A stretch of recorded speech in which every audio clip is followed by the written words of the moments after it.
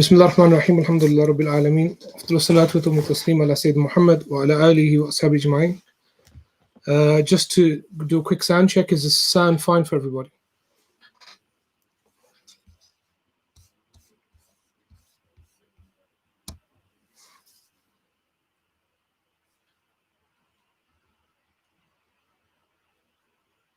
Yeah, brilliant. Bismillah ar-Rahman ar-Rahim. Welcome to discourse number 3, but we ran one for 2 weeks. Sorry, today we are not on Zoom, so whoever's on Zoom, whoever was trying to log into Zoom, I hope they end up getting to YouTube somehow. So we had some complications with Zoom, so we're only on the YouTube stream today.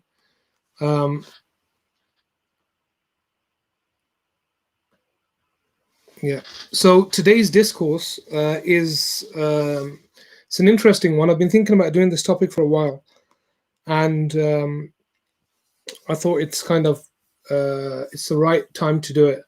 First, I want to just look at the month itself and just why I chose this particular topic for this particular month. Now, this month is known as kind of the month of Rabi', the month that the Prophet ﷺ is born. And normally, or generally speaking, people tend to, hold talks, and I'm sure there's loads of talks today as well, on the birth of the Prophet ﷺ and his merits and his characteristics and things like that, which is very important to come, especially if people want to kind of increase their knowledge, want to increase their knowledge of the Messenger of God, ﷺ. It's excellent.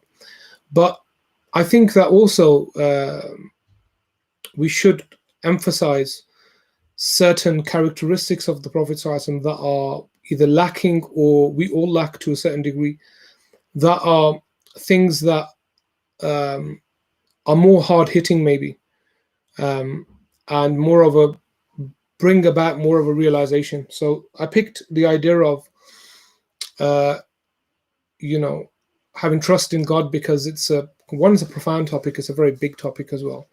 And the Prophet ﷺ is, if you want to know trust in God, prophets exemplify that particular idea. So I've listed quite a few things I want to talk about.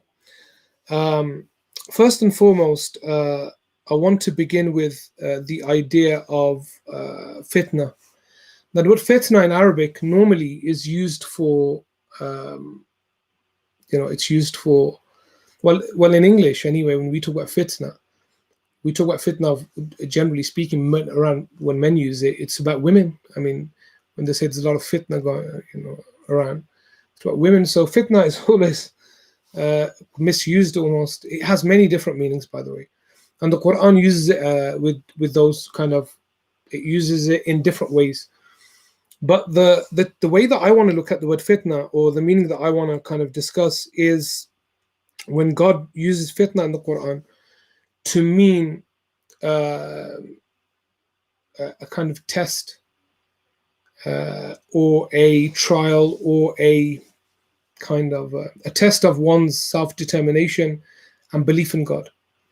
And I want to begin with the verse, and I want to build this whole kind of discussion or discourse on with that verse.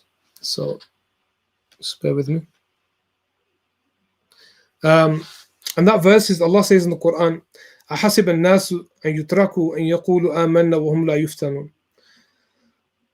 Allah says that, do people think that they would be left to themselves to say that we believe and not be وَهُمْ لَا يُفْتَنُونَ? I would translate this as and not be tested. But the word that God uses there for test is fitna. In another verse as well, when he's talking about Musa alayhi salam, he uses the word again. I'm going to cover that a little later, kind of build that into a particular discussion. Allah also says, the famous verse that everybody knows, كُلُّ نَفْسٍ ذَائِقَةُ الْمَوْتِ, every soul shall taste death. And then God says, وَنَبْلُوكُمْ بِالشَّرِّ وَالْخَيْرِ فِتْنَةً وَإِلَيْنَا تُرْجَعُونَ.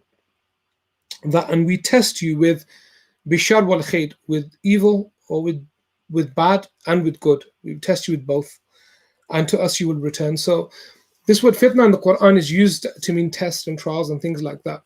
Why did I pick this particular word? Because there's we always assume in life that we'll have a kind of easy run.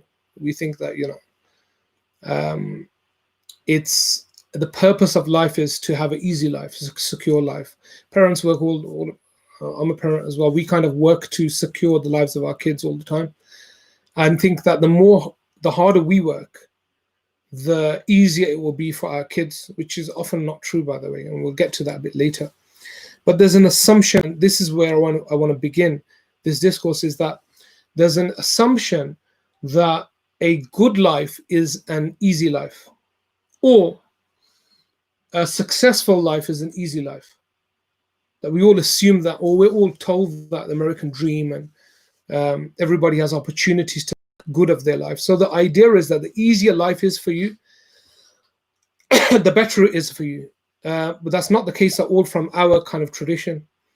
Our tradition is seemingly different to that, because if we look at, and that's why in the poster I put kind of the word kind of prophethood in there. What's the way of prophets? What's a prophetic way? If we look at the life of prophet, we're going to get to this later, Musa alayhi salam, but prophets go through more than anybody else. If it were the case that life were kind of the aim of life is to make it as easy as possible necessarily, or that's a sign of success, sorry, then why is it that the most chosen, or the chosen people of God, the elite essentially, ulul azam, have very difficult lives? Actually, they don't have easy lives. They go through a lot. So the first point I want to make is that that a sign of ease in life is not a sign of success. That's not a sign of success at all. That I mean, that I'm having a successful life. That ease is not one of those kind of principles, or ease is not a kind of sign of a successful life. Now, before I get to the ayat and the Quran, I want to talk about and unpack certain ideas and topics to do with trust in God, and develop the topic a bit more. First and foremost, I want to look at an idea, and that idea is the idea of the concept of experience. I think is really, really profound and important. Muslims, unfortunately, and I have to just call things out how I see them anyway,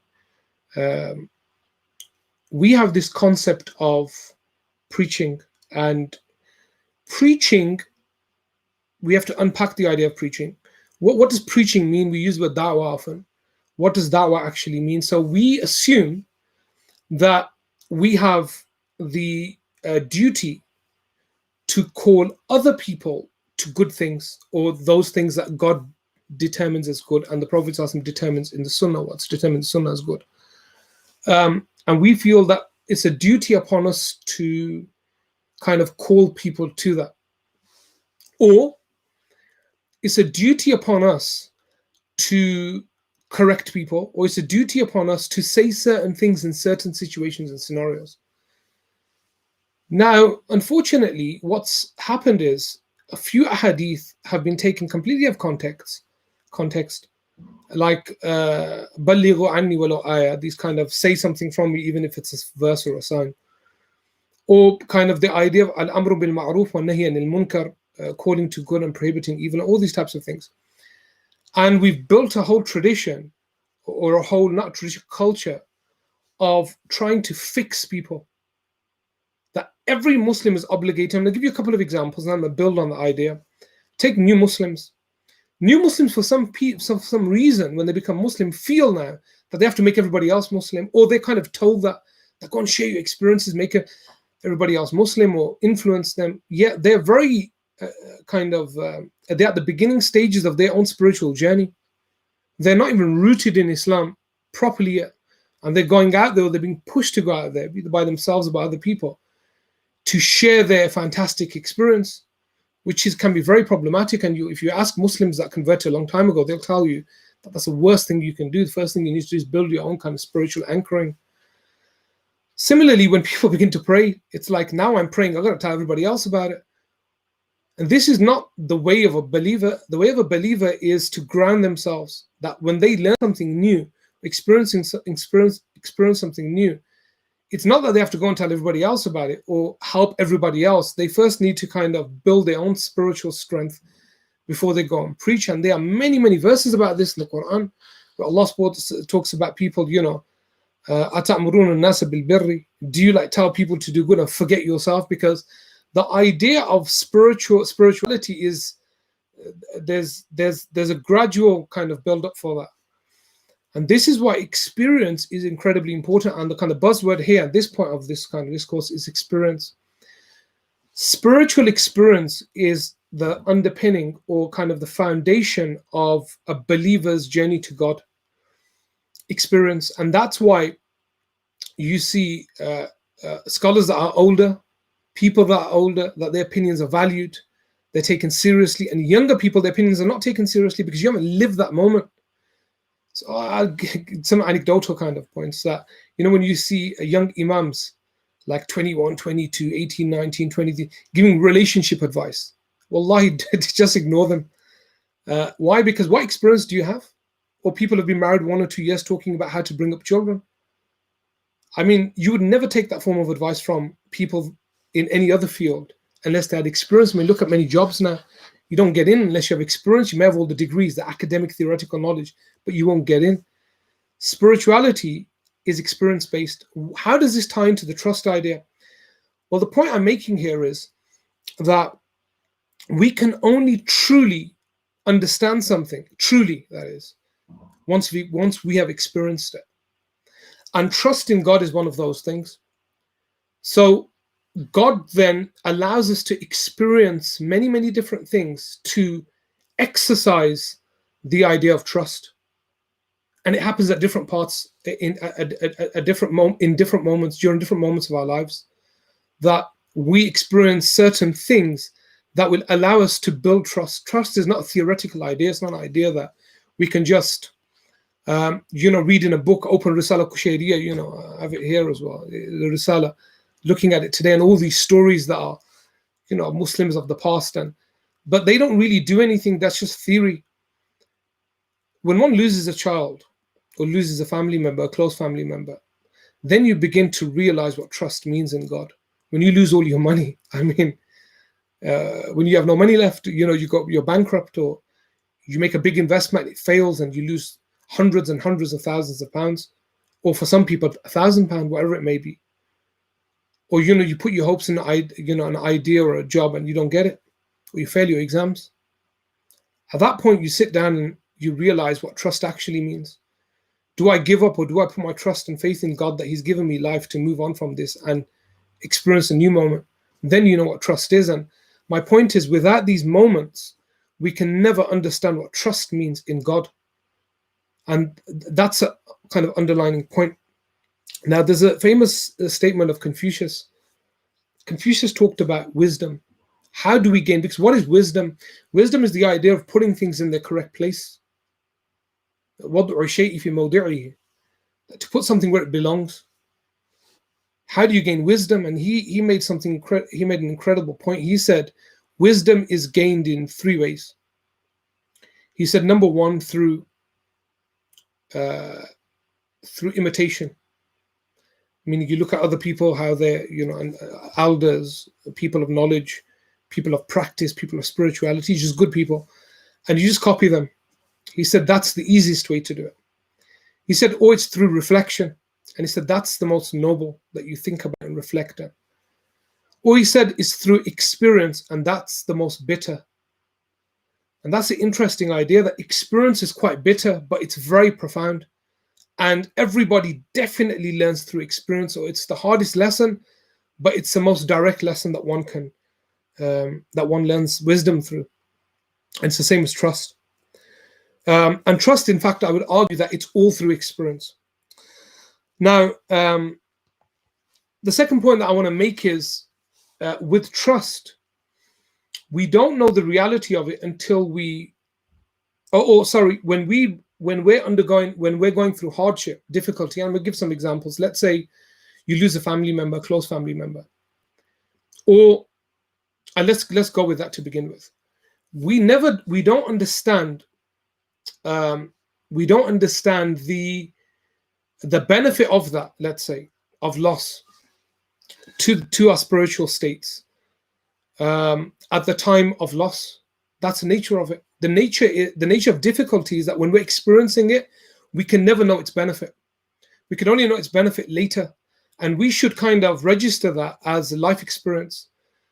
And that's why the Prophet ﷺ said, "At-ta'anni min Allah wal ajilatu min ash-shaytan," that consideration, taking your time, is from Allah, and haste is from the devil. Because we talked about this in the devil's in the detail, because we can never know at that moment because we're so emotional. But then later, once we've experienced it and we've kind of digested it and we've looked at it, we begin to realize its benefits much later. But we have to give ourselves that time, and that period is a period of trust, that we just put our trust in God, that, you know, I'm gonna learn from this. And although the pain that I feel currently is really raw and it's very difficult, but there's something of beauty in this, and there's something that I'm going to learn from this, and that's going to impact me spiritually. Now I want to move on to the next point. I'll build on all these further as well, which is spiritual age. Ali, shut the door. Okay.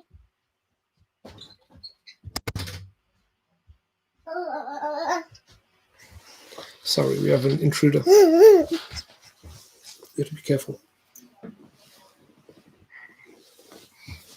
Okay, be quiet.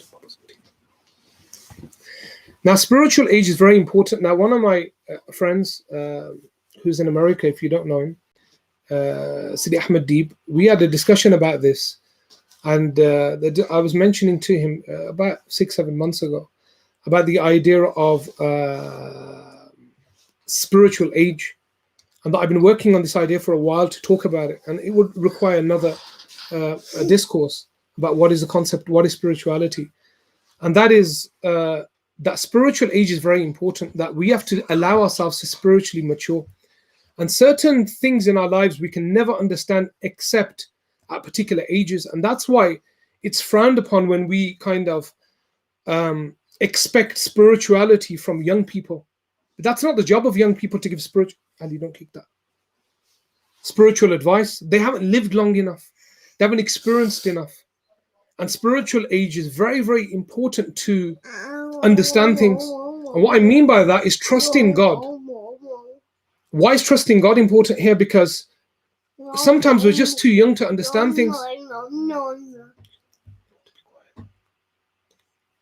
Sometimes we have to just wait it out, that we have to kind of bite our tongues, our lips, whatever they call it. And you have to go now. And we have to wait it out. And then maybe at 10 years after the experience, we truly begin to find its benefit. And this is why sabr is plays such an important role in spirituality. That, and the point I'm making is, trust in God will build over time. But everything we've experienced, we must later on reflect over that, about that experience, and our trust must increase in God. That, okay, I didn't process that properly, but now 10 years down the line, I understand why that happened to me. And I should have trusted God more. And we have to benefit from those experiences. So this idea of spiritual age for me is very, very important. That the closer you get to 40, the more you understand. The closer you get to 50, the more you understand about life, about the purpose of things. Remember at the beginning I said, necessarily having an easy life is not a sign of success in this world. It doesn't mean that, you've been successful in the law. So spiritual age is very important, that we have to give ourselves time to spiritually progress, and our trust should increase as time kind of goes along. And as we increase in age, our trust should increase in God as well, because we'll have seen situations previously that tell us now, actually, I should have just trusted God at that time. I've tried to force things, and I knew they wouldn't work, but I should have just trusted God. Now, the next point that I want to make is this idea of false gods of reliance. And I'm using it loosely, by the way, or kind of idols that we've created. We have put too much trust. We have given into, or I would say we've put trust in things that have no power. First and foremost, I want to mention a theological point. And that theological point is that whatever we do in our lives, whatever we do, that it's inevitably only down to the omnipotence, power, and the irada, the will of God. Nothing in this world moves, not an atom, not a molecule, not a quark. Nothing moves in this world without God's power involved in it, without God's omnipotence. And that essentially all is controlled and administered by God. That's the fundamental point theologically. With that in mind, we do take the asbab, however. We know that we do take the means, and we theologically accept that, okay, this is God at work. But we accept that God has placed certain things in the world that that seemingly, or we perceive to be things that give us that change affairs in the world, although they don't essentially. Now, we have unfortunately put too much trust in material things, and I throw myself in all of these situations as well. What do we mean by that? I mean by that we have created certain safe kind of areas where we just put our trust in. When they fall, we fall with them, unfortunately. I'll give you an example. People, take one.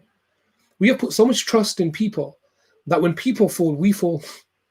You know, with all this exposing, teachers and shuyukh and asatid and all this, we see all the time. I mean, Allah protect everybody and stuff like that. But I mean, obviously, the people love chatter, and they love rumors, and they love exposing people and things like that. That's the nature of people now. So if one person this week, another person next week. I'm not condoning anybody's behavior. I'm not talking about anybody specifically. But my point is, and then people say, oh, Sheikh X or Ustadh Y, they've been exposed as being, whatever, naughty little boy, whatever it may be. And I had so much faith in that person. And, my iman feels weak now. Why? Why did you put your faith in that person? Why did you put so much faith in that person? Your faith should be in God. These are people that Allah uses to do His work, definitely. And they are, just because there are a few, people out there that are frauds and charlatans, there are many good people out there as well, definitely. But those people should facilitate your relationship with God. They shouldn't be your relationship with God. They shouldn't be only prophets are infallible. Put your hopes in the Prophet ﷺ, look at his way. So that's an example of putting trust in the wrong thing. Also, when we put, like I'll give you another example, with witchcraft and all these things, especially in the subcontinent, is a massive thing. Any Morocco, not just subcontinent.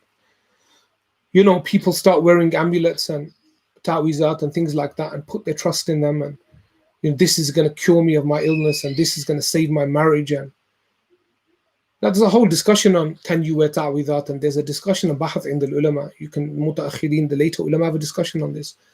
Some of them allow it if it's from Quran, etc., and other of them, others just stay away from it generally, and have an opinion that you probably shouldn't. My own general opinion now, I've changed my opinion, over time, but generally that people shouldn't wear them. I mean, put your trust in God. Read your awrad, read the sunnah awrad that the Prophet ﷺ has given and from the Quran, and inshallah Allah will make it easier for you. Just because you have a difficult situation doesn't mean your problem is going to be fixed by writing something on a piece of paper and putting it around your neck. It's not going to be fixed by that necessarily. And I personally think people shouldn't do that, especially adults. So children, there's a discussion on it. The fuqaha have a discussion about that, but generally adults shouldn't do it. Put your trust in God and read what you need to read. And if the test comes, take the test and put your trust in Allah Jalla wa'ala. And that's my position on it. Now, my point is that where's the trust in God gone? When Allah says, and trust in God, God is the one with the ones that trust in Him. Look at the lives of prophets, what they go through. Why are we putting our trust in the wrong things? And make our decisions. I'll give another example of it. When we put our trust in money, this is a very, very important one, that we assume that money will bring us security. Money never brings security, as people have been very rich and then very poor. Firstly, money doesn't bring happiness. That's not the purpose of money. The purpose of money is to spend, of course. And the purpose of money is not to make you happy. I think people have got it wrong. Money as utility, that's the whole idea. It's to utilize, to do other things. People just stacking up money. it's completely using it for the wrong purpose. But don't put your trust in money, because money, what's it going to do for you? It can disappear tomorrow. How many people have had a good amount of money and it's disappeared very quickly? How many others have had a small amount of money but it's lasted a very long time? Allah will give you a rizq either way, and that's why when the man came to the Prophet and this idea came up about should we not have children because of fear of there will be no sustenance for them, and the Prophet said, have children, their sustenance is their sustenance. God, their sustenance is separate from yours. Allah's rizq to to everybody, and don't worry about their sustenance. God will provide for them. And by the way, that doesn't mean, some people have understood this to mean let's have 20 children or 10 children, or let's have 8, 9 children and build a football team or something. That doesn't mean that, by the way. That's a different, there's nothing wrong with family planning. That doesn't mean let's have that poor woman who has to give birth now because of your misunderstanding of that narration to 8 or 9 children. I mean, people just misuse, especially men. Yeah, alhamdulillah, 11 children, football team, have 3 subs as well. So it doesn't mean that at all. So the point I'm making is let's not put our trust in the wrong things, not invest our trust in these things, and then when those things fall, then we fall with those things. Put your trust in God, put your trust in what the Prophet ﷺ has left us, and do not put your trust in people entirely. Yes, there's a level of trust we put in to people, but there has to be a limit. We have to draw a line that we say, after this, then my trust is in God, in the sense that it's natural for a human being to put his trust in certain people, definitely. But then we have to have a kind of backup for that, a plan B. Now, the next point that I want to mention is the idea of spiritual evolution. And this is something very important to me anyway. I've been working on this concept. Inshallah, one day if I complete it and put it on paper, I will. And it's this idea of spiritual evolution, why are we here on earth? And I want to gradually build this up and build into this the idea of trust. People say, we're here to worship and things like that. I did do a lecture, I don't know if it's still online, called Why Am I Here? I think it may still be. If it's not, I'll get it back up and running online. I did for Dean Central about a year ago. And I discussed it kind of in detail in that. And the idea of why am I here? So I argued this idea that we are here to spiritually evolve. And there's many ayat in the Quran for this, that there's a kind of tadarruj idea that we are here to kind of level up, almost, that in the world we're here to do the things that God has commanded us to do, to allow us to spiritually evolve, get higher and higher, until we get to a stage where we are fit for purpose, i.e. now in the hereafter we can be in this world that God created for us, known as many names, Darussalam, Jannah, Firdaus, whatever you want to call it, that we can stay there because we've spiritually evolved to a level where we can. So an example would be, imagine like a club, and that club requires one to be a particular level of ability. That only when you reach that particular level of ability can you enter into that particular club. And that's why I believe Jannah is a place for spiritually, not entirely pure, but the spiritual elite, you could say, because spirituality is not something that's only for a group of people. Anybody can achieve it. That's what Allah says, Inna akramakum indallahi atqakum. The most noble of you in the sight of God are the most God aware. So anybody can do that. But the point is that Jannah is for those people, those spiritual elite, and anybody can achieve that spiritual eliteness as long as you work on yourself. Man jahada fina, whoever struggles in our way, for instance, God says.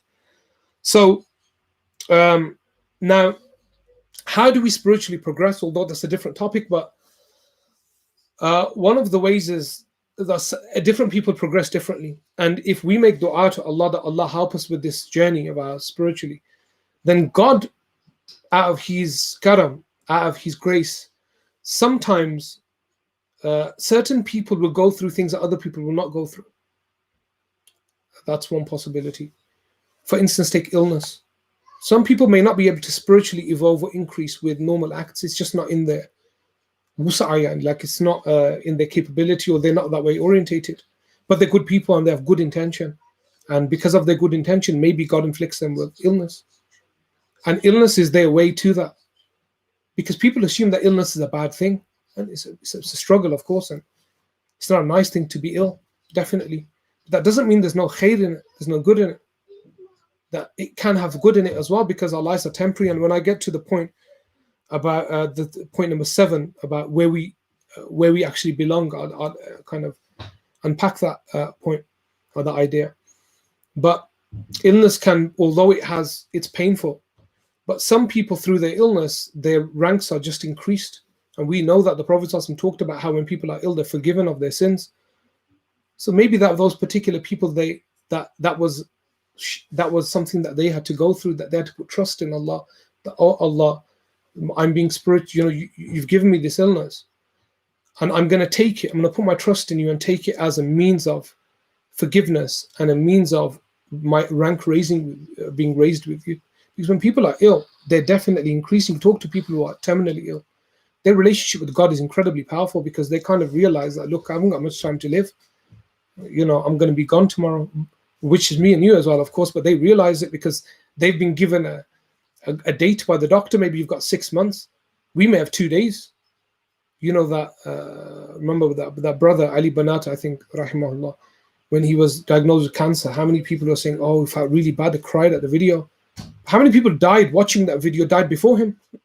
Many people died before him, and they watched the video and wept. They didn't know that my time is 6 months or 2 weeks. So some people may suffer in this world in certain ways and maybe trial differently to others. And we have to put our trust in God to see that as a way of spiritually evolving. That, okay, God's given me this. Okay, I get it. It's difficult. But I have to look at the positive. I have to put trust in God. And back to the original verse that I quoted, where Allah subhanahu wa ta'ala states, حَسِبَ النَّاسِ أَن يُتْرَكُوا أَن يَقُولُوا آمَنَّا وَهُمْ لَا يُفْتَنُونَ. Do people think they'll just be left to their own devices? They won't be tested. So back to a play on a discussion on that verse. Now I want to bring in another kind of mention about kind of how Allah mentions this in the Quran. So Allah says in the Quran about Sayyidina Musa, and he says, when your sister on your mother's instruction, knowing the Pharaoh's household had taken you in, went and said, shall I guide you to one who will nurse him? Thus, and it is we who made none other capable of nursing you, back to the idea of omnipotence, we returned you to your mother so that she might rejoice. Meaning we, although Musa alayhi salam was on the doorstep of Pharaoh, but then he was returned to his mother. And they didn't know that was his mother, but this is all through the grace of God. So that she might rejoice and forget her grief. And much later on, you killed a man not intending it. And so we saved you from the ensuing trouble, and we tested you with trial of different kinds and degrees, only to perfect you. This is God talking to Moses. Only to perfect you. You stayed for years amongst the people of Midian, and then you attained to the quality of mind and spirit expected of and decreed for you, O Moses. Incredible, profound words of God to Musa alayhi salam. We did all of this because we knew what you were capable of, about your spiritual rank, and you achieved it. This great, mighty prophet that you became, and God put all these things in your way, and God saved you every time. And this just kind of highlights, and the wording was used again, the word fitna is used again in that particular verse. وَفَتَّنَّاكَ فَتُونًا. So it's beautiful that God mentions this and looks at all the different things that God did, and how Musa alayhi salam just put his trust in God in all those incidents and all those occurrences. We see Musa alayhi salam putting his trust in God. Now I want to move on to another idea. So we've kind of tackled this idea of why is it that why am I going through this right now? And just to touch on that, just the last point. Many of us may feel down at COVID and the rest of it, losing people, or just being trapped in your own houses, and everybody. It doesn't. And I know people are struggling, but just reflecting over or just thinking about the bad things that have happened and the situation you're in doesn't solve it. There has to be a level of trust that the fact that we're breathing, we still have life in our limbs, is enough to give us a chance. My grandfather, rahimahullah ta'ala, when he was, this was 48 hours before he died, I think. So he was still 38 hours before he died, he was unconscious. He wasn't speaking at all at that time. But I remember that some people in my family were like, "Oh, okay, he's only got a day to," and a day to live. Maybe my grandmother was getting really upset with that, and she said to me that, "Look, he's still breathing at the end of the day." That she put her hopes in the fact that God has allowed him. I personally knew that he didn't have long. I comforted her and I said, "Yeah, of course. It's qadrullah maqdura, whatever God decides." Now, but she put her hopes in the fact that he was still breathing. The fact that we're still breathing, and we're not only are we breathing, we're conscious, we can still do things, should give us hope that we still have power, quwwah. He had no power left in his body. But yet there was still hope in some people, like his wife that was closest to him, that look, God has allowed him to breathe, or maybe things will change. And even at that moment, a human being believes that, that as long as we're breathing, we can still change our affairs, or God may, miraculously cure him. He passed away within a day, probably within 2 days he passed away, rahimahullah ta'ala. But my point is that as long as we're breathing, we have that opportunity to change things and put our trust in God. Say, God, I'm gonna, and God says in the Quran that God does not change the state of a people until they change their own states. In terms of the surah, I think someone's asked about what surah it is. Surah Taha, verse 40. Now I want to move on to the next point, and that is, who do we belong to? Who do we belong to? Do we belong to the dunya? And by dunya, I mean, do we belong to where we are now? This world here of 50, 60, 70, 80 years, 90, that's a good innings. What do we belong to this world? And we have forgotten that we don't belong here. We feel at unease often because we don't belong here. We're not. God sent us here, yes. But God didn't send us here because we belong here. He sent us here to prove ourselves. Allah subhanahu wa ta'ala states in the Quran that He says Jalla wa ala about us, being here, and Allah says in Surah Al-Mulk that خلق الموت والحياة, He created death and life to test you. Which one will be the best in the world? Which one of you is the best? Which one has the best spiritual state? That's the God tells us categorically. So the question is, who do we belong to, and who do we think we belong to? And we definitely belong to the hereafter, meaning another world, another life, not this life. Something that's yet to come, something that's yet to begin. God has told us over and over again. So maybe we should put a bit more trust in that we're not supposed to be here for long. We're here for a limited amount of time. So the question is, where do we belong? Do we belong here? Have we convinced ourselves of all these plans of security? I'm going to do this, then I'm going to achieve this, I'm going to achieve this, I'm going to achieve this. What's the end goal of that? What happens at the end of that once you've achieved all those things? Nothing really, unless it's helping other people. It's all about legacy. Do we leave something behind that would benefit us when we've left? No. And that's why the greatest ulama, by the way, were the ones who wrote for the generation that comes after. They knew that, look, this generation we can benefit to a degree, but we're worried about what's going to happen after we die. So then that's that. I want to mention some verses as well, and some hadith, inshallah. And I'm going to run through them, and then we'll open it for questions on trust. The Prophet ﷺ said, "Wondrous is the affair of the believer, for there is good for him in every matter. And this is not the case with anyone except the believer. If he is happy, then he thanks Allah, and thus there is good for him. And if he is harmed, then he shows patience, and there is good for him in that." That the ajaban, the Prophet ﷺ said, "Li amril mu'min," that how wondrous is the affair of the believer, that there's khair in everything for us. I mean, everybody must have seen. I mean, Khabib and his last, what happened, his reaction to the fight. I mean, a great warrior, this Dagestani warrior. He's still quite a young guy who is all this kind of aggression and that we normally expect from him. After his fight, falls down and breaks down because of the loss of his father. Just breaks down. But even in his loss of his father, he found khair and strength. But if for the believer, there's khair in everything, in every moment.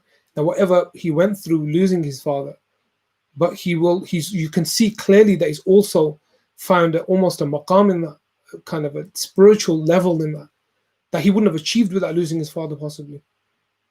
The fact that he walked away from UFC, which is making him millions, he walked away from it, said, I'm done with it. I promised my mother, and that's it. Now I'm done. It's not easy to do that, because maybe he realized that his attachment is probably to the hereafter, in that sense, saying, I've done what I needed to do and I'm going to walk away now, and that's it. I can leave something. And they say that the believer is one who, when it comes to the dunya, he knows when to leave. There's a point where he can just leave it. He's not attached to it. He'll utilize it and he'll just move on. So in another hadith, the Prophet ﷺ said, Man yuridillahu bihi khayran yusib minhu, that one who Allah intends good for, he inflicts him with trials, he'll put him through something. Well, let's see how good. There's a story about Majnun Qais. If you read any of I have these kind of Twitter moments where I put all this Layla Majnun poetry up. I love it. So there's a story of this man who had a dream. He has this dream, and in the dream is on the Day of Judgment, and all these people are there. And there's Qais, the great lover, turns up, and he's in chains. They bring him in chains. He's intoxicated. And where's Layla?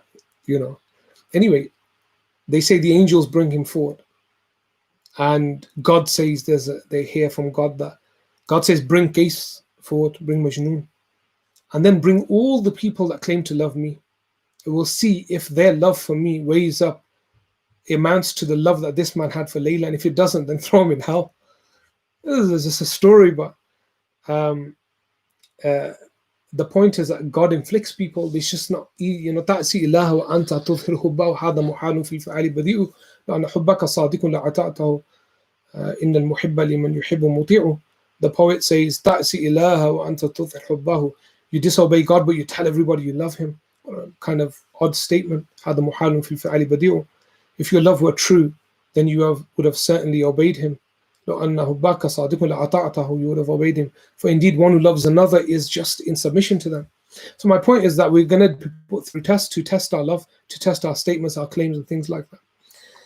In another hadith, the Prophet ﷺ said, he afflicts them with trials. Whoever is patient has a reward of patience, and whoever is impatient has a fault of impatience.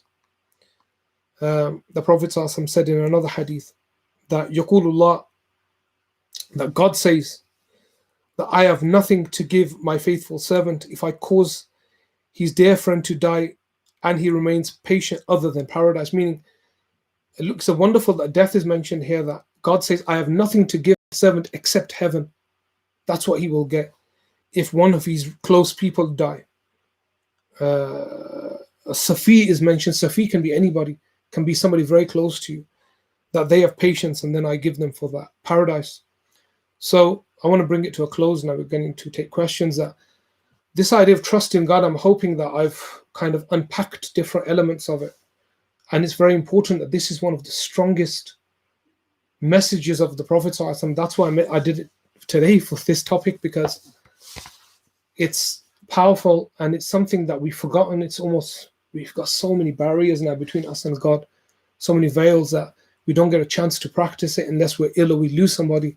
That maybe we should start looking for it now, of where can I put trust in God and why this is so important for the believer, inshallah. So I'll take questions for the next couple of minutes, if you have any.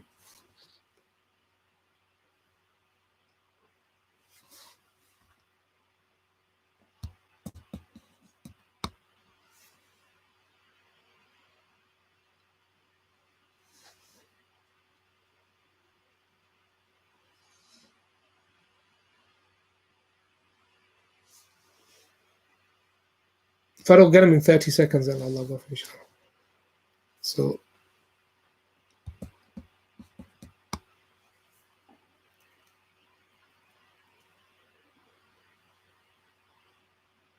okay, if any come through, inshallah, we'll just tackle them next week. We'll be back next week. Hopefully the Zoom, how do we bear patience through struggles, and practical advice.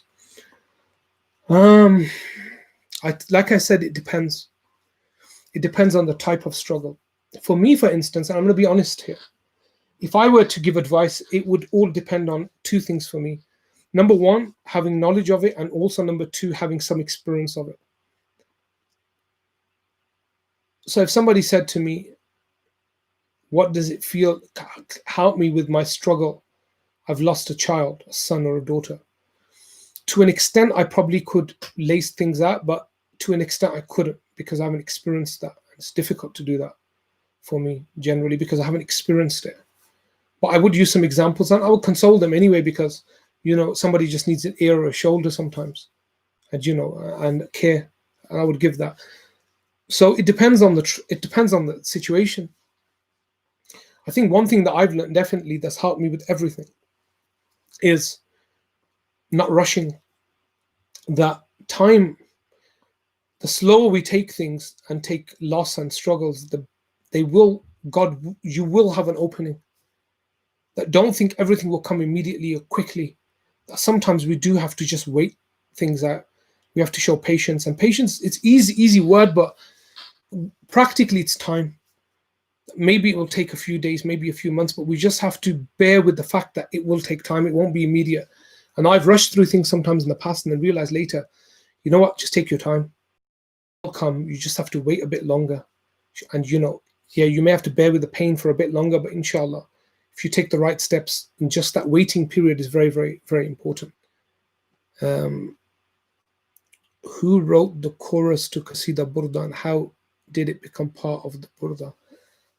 Check my Burda. I've explained my commentary on the Burda online. Inshallah, you'll find it in there probably somewhere. If you Google my name in the Burda, I don't know if it's still on the internet. I don't have any power of that. Whoever put that up, I think Hassan put it up. I don't have any control over that, but it's on there. The previous question was related to anxiety from problems related in the world, not managing time and feeling good for worship and connecting to God. I do in my previous videos, I have mentioned, I don't know where you'll find it, about prayer.